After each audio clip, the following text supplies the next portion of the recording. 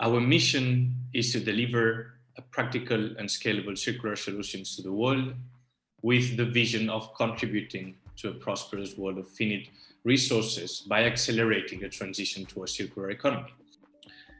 What is it, the circular economy? That's the main question of today. So we have the linear economy, where most or all the resources are basically being wasted. Then we have the recycling economy, which really tries to capture some of the value of the resources, but still most of them end up into waste. So the recycling economy is not really fixing the system overall.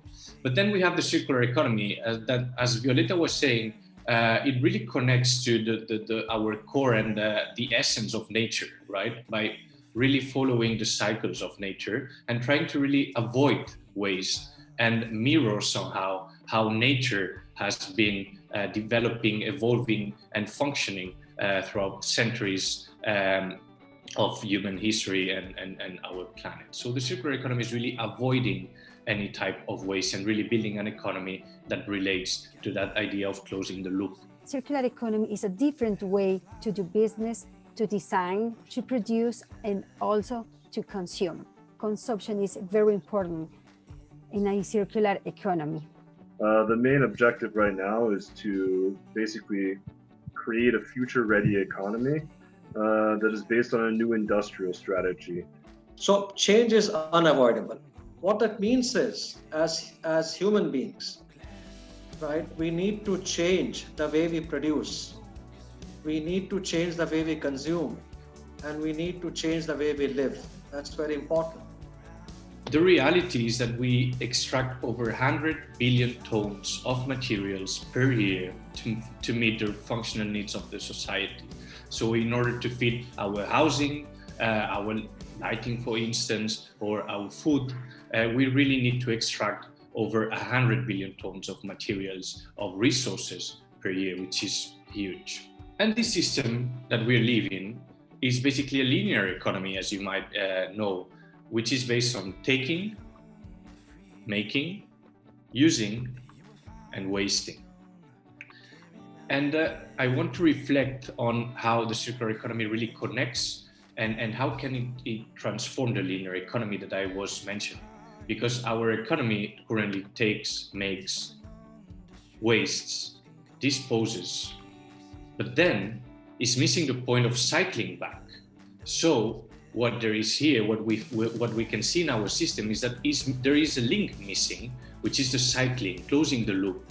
The circular economy really tries to close this cycle, and we call it the circularity gap.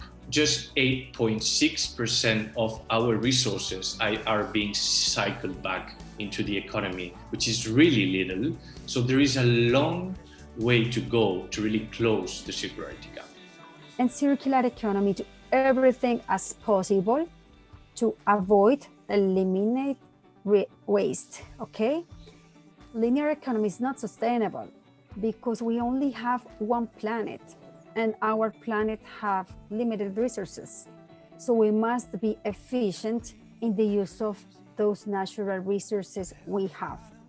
We have resources that once we take them, they are not going to be back anymore in the system. So we need to be really efficient with those resources and materials that we have. So as I put it before, this is the linear economy, right? That follows these very specific steps. And what the circular economy is trying to do, by what I was already saying before, is trying to maintain at the highest utility possible the value of those resources by closing those different loops. So in order of importance, from right to left. So the main priority is maintaining, repairing those products and resources in the use phase, then reusing in order to be again consumed or used by another customer, another company, another organization.